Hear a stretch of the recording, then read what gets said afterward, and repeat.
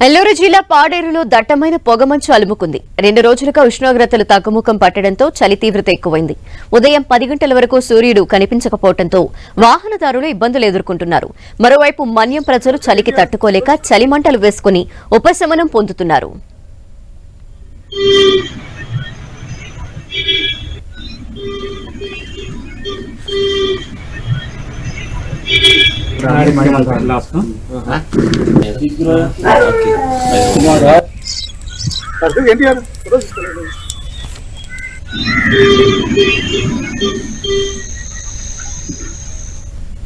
బాపట్ల జిల్లా పరచూరును దట్టమైన పొగమంచు కమ్మేసింది. మంచు కారణంగా రహదారులపై వాహనాలు కనిపించడం లేదు. దీంతో వాహనదారులు తీవ్ర ఇబ్బందులు పడుతున్నారు. కారంచేడు, పరచూరు, ఇంకొల్లులో మంచు పేరుకుపోవడంతో రహదారి కనిపించడం లేదు.